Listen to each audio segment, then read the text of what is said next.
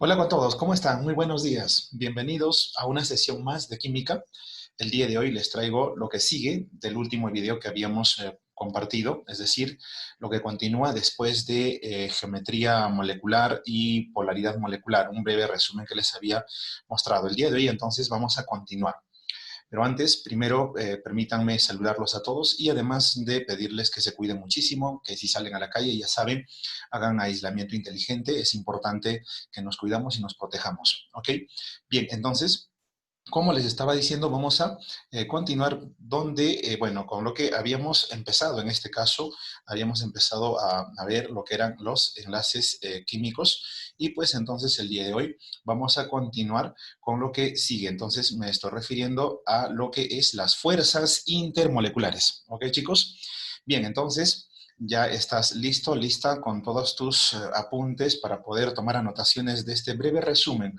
¿Ya? Entonces vamos a ver el día de hoy una pequeña parte de lo que son las fuerzas intermoleculares para luego en otro video ir detallando una por una. ¿Está claro? Bien, entonces empezamos.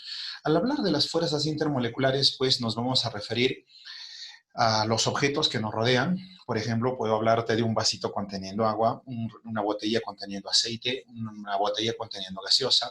Entonces, todos estos recipientes de los que te estoy comentando, pues obviamente tienen entre sus moléculas enlaces que los mantienen unidos, uniones que los mantienen juntos. Entonces, es importante conocer algunos aspectos de todo ello. Por esa razón, mira, ¿qué cosa es una fuerza intermolecular en otras palabras? A ver, vamos a ir describiendo algunas características. Primero, que son fuerzas eléctricas que se dan entre moléculas polares o también pueden ser apolares. Ah, ya, que pueden ser idénticas o diferentes. Profesor, entre moléculas polares o apolares, claro, sí, ¿te acuerdas lo que habíamos compartido en el anterior video? Entonces, miren chicos acá, las moléculas, ya sean polares o apolares, se van a juntar. Cuando vemos un balón de gas doméstico, por ejemplo, donde vemos que el gas propano es básicamente apolar, pero ¿cómo es que las moléculas están ahí dentro de ese recipiente interactuando? O como te decía, si te muestro un vasito con agua, ¿cómo es que interactúan las moléculas de agua? Entonces, todos estos aspectos nos van a permitir, en este caso, conocerse gracias a las fuerzas intermoleculares. Las fuerzas intermoleculares son más intensas, sobre todo en cuerpos en sólidos y líquidos. Obviamente, los sólidos y los líquidos tienen un volumen definido y entonces, pues, hace que en ellos es que las fuerzas intermoleculares sean más intensas, o sea sean mucho más fuertes, por decirlo así. Ahora, también recordemos que son responsables principalmente de las propiedades físicas de las diferentes sustancias moleculares. Ah, moleculares. Cuando digo moleculares me refiero básicamente a sustancias que tienen enlaces covalentes. Me estoy refiriendo a enlaces químicos covalentes. Por ejemplo, propiedades como la solubilidad, la presión de vapor, el punto de fusión, el punto de ebullición, el estado físico, viscosidad y otras, son propiedades que dependen mucho o en todo caso se justifican gracias a este tipo de fuerzas. ¿Entienden? ¿Ya? Por ejemplo, miren, aquí tenemos un vasito conteniendo agua. ¿Qué podríamos decir sobre este vasito conteniendo agua? Podríamos decir mucho, podríamos hablar de sus propiedades físicas, seguramente como acabo de decirte, pero ¿cómo es que se dan las fuerzas intermoleculares en este recipiente? Por ejemplo, ahí está. Vamos a coger unas cuantas moléculas. En este caso, vamos a coger 5 moléculas de agüita. Si las analizamos esas 5 moléculas de agüita, sí o no, podemos observar interacciones entre molécula y molécula. Para empezar, mira, ve, aquí tenemos 1, 2, 3, 4, 5 moléculas. Pero entre estas moléculas encontramos interacciones, ¿ve? Es decir, estas interacciones que estamos observando acá justamente se llaman fuerzas intermoleculares. ¿Entienden? Podemos de pronto tener otras visiones más acerca de las demás moléculas de agua como en esta otra imagen. Acá tenemos más moléculas de agua y entre esas moléculas de agua estamos viendo acá, si ustedes se dan cuenta, interacciones que son justamente las fuerzas intermoleculares. O sea, cuando una molécula de agua se junta con otra molécula de agua, entre ambas surge una fuerza intermolecular. No me estoy refiriendo al enlace que hay entre el oxígeno y el hidrógeno dentro de la molécula de agua, ¿entiendes? Entonces, miren acá. Si hablamos de las fuerzas intermoleculares, me estoy refiriendo, por ejemplo, a esta interacción entre la molécula superior y esta molécula inferior, ¿ve? Ya, ahí está, acaba de aparecer la flechita. Y miren, aquí hay otra, por ejemplo, de la otra imagen, ¿ve? Entonces, esa interacción entre una y otra molécula, repito, ¿cómo se denomina? Se denomina fuerza intermolecular. ¿Está claro? Sin embargo, también voy a resaltar un poquito acerca de la fuerza, o en este caso el enlace que existe dentro de una molécula. Mira, esto es una molécula. Tenemos el oxígeno de rojito y los hidrógenos de blanquito. Pero entre el oxígeno y el hidrógeno, obviamente, lo que existe es justamente una fuerza, por decirlo así, intramolecular. O en este caso es el enlace covalente, que puede ser polar o puede ser apolar. ¿Está claro?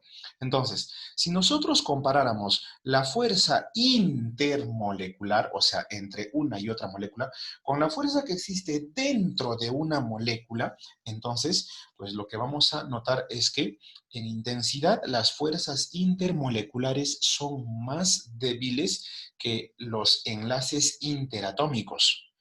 O sea, me refiero al iónico, covalente, metálico. Ellos tienen mucho más intensidad, son mucho más fuertes que las fuerzas intermoleculares.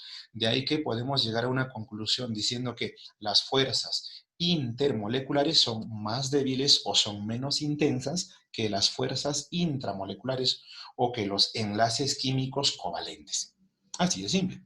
¿Está claro? Bien, sigamos entonces aquí. A ver, vamos. ¿Qué más? También quiero, en todo caso, aquí hacerte recordar que las fuerzas intermoleculares tienen una característica también bastante importante. Por ejemplo, que si hablamos de la temperatura de ebullición de las diferentes sustancias, esta va a depender de la intensidad de la fuerza intermolecular.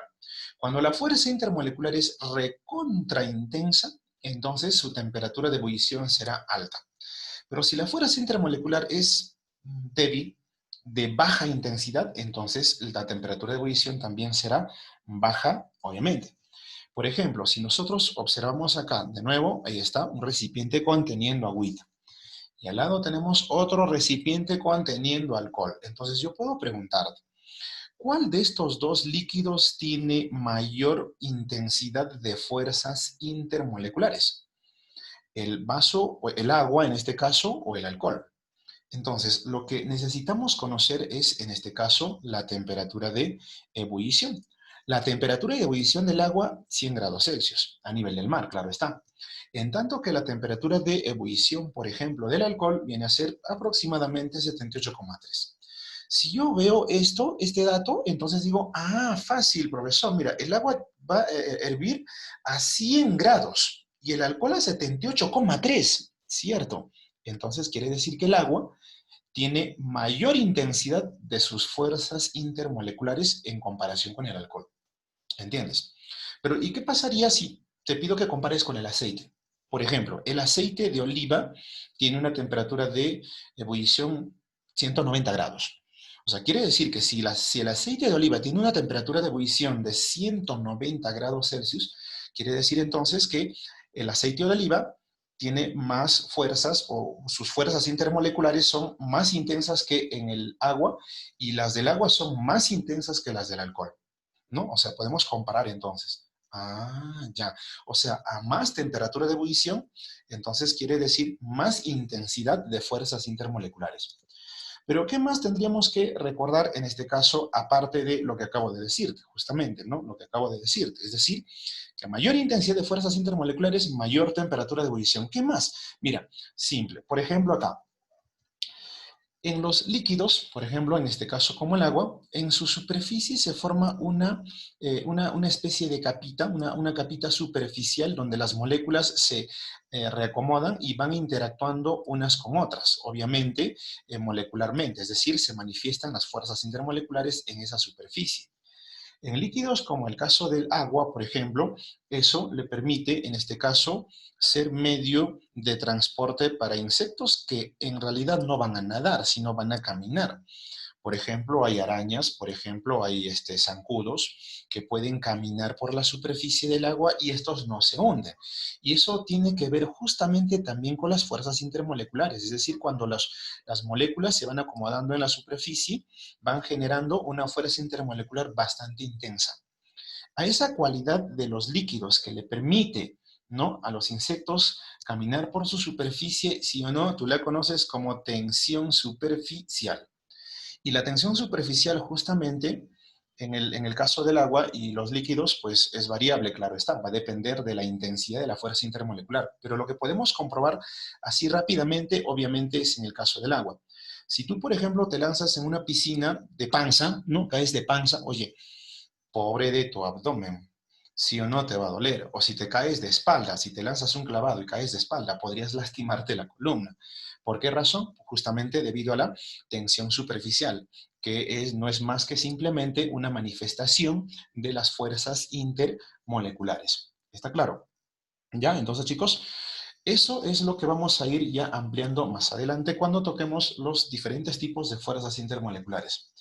Pero ahora quiero aquí mostrarte un poco lo que es la clasificación de las fuerzas intermoleculares. ¿Cómo es que estas se van a clasificar? Pues aquí te presento una clasificación de dos grupos. Por ejemplo, tenemos a las fuerzas de Van der Waals y a las fuerzas, o en este caso le llaman enlace puente de hidrógeno o simplemente enlace de hidrógeno. Nada más, no habría problema con ello. Las fuerzas de Van der Waals, en este caso, miren como pueden observar ustedes, pueden ser fuerzas de dispersión o más conocidas como London, ¿entiendes? ¿Ya? Y también puede ser en este caso fuerzas dipolo-dipolo o también conocidas como Kisson, fuerzas de Kisson. ¿Está claro? Ahora la pregunta es, este tipo de fuerzas, mira, este tipo de fuerzas intermoleculares, ¿en qué tipos de moléculas se presentan? Y acá me gustaría que recuerdes lo que te compartí en el video anterior, es decir, cuando hablamos de molécula polar y molécula no polar. Por ejemplo, miren, las fuerzas de London van a estar presentes en moléculas básicamente polares y apolares. O sea, profesor, me está diciendo de que si la molécula es polar o apolar, va a tener London. Así es, el London va a estar sin interesar el tipo de molécula del cual estemos hablando. Pero ¿qué pasa con las fuerzas dipolo-dipolo o de Kisson? En este caso, estas van a estar presentes sobre todo en moléculas polares. O sea, en dipolos permanentes. Repito, moléculas polares. Allá, o sea, las dipolo-dipolo se presentan en moléculas polares. Claro que sí, ¿entiendes? Pero en cambio, si nos referimos al enlace puente de hidrógeno, en este caso vamos a encontrar que las presentan las moléculas polares, pero no cualquier molécula polar, sino en realidad moléculas polares que en su estructura interna tienen enlaces interatómicos entre hidrógeno y flúor, hidrógeno-oxígeno, hidrógeno con el nitrógeno. Es decir, los electrones libres del flúor, oxígeno y nitrógeno, que son los elementos más electronegativos de la tabla, se van a enlazar con el hidrógeno. Entonces, por eso, el puente de hidrógeno se va a dar entre moléculas en cuya estructura encontramos hidrógeno más FON, hidrógeno más flúor, oxígeno y nitrógeno. ¿Está claro? ¿Ya? Vuelvo a repetirte. Mira, las fuerzas de London se presentan en moléculas polares o apolares. London va a estar siempre ahí. En cambio, dipolo-dipolo, básicamente en moléculas polares. Y el puente de hidrógeno también en moléculas polares, pero moléculas polares, que en este caso tengan hidrógeno, oxígeno, hidrógeno-oxígeno o hidrógeno-nitrógeno.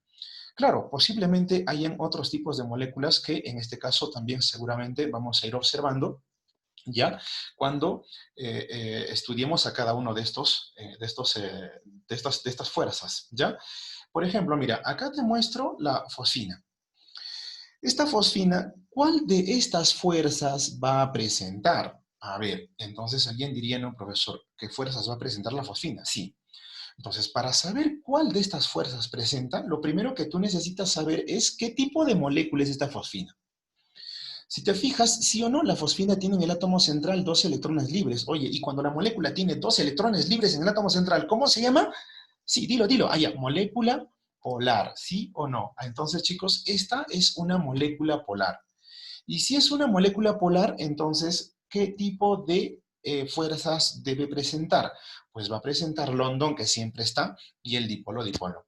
Profesor, ¿y por qué no el puente de hidrógeno? Ya te dije, para que haya puente de hidrógeno necesariamente tiene que haber hidrógeno flúor, hidrógeno oxígeno, hidrógeno nitrógeno. Claro que sí. ¿Está claro? ¿Ya? No te olvides de esa situación. Entonces, vamos, sigamos por aquí. Otro ejemplito. Por ejemplo, tenemos el anhidrido sulfúrico.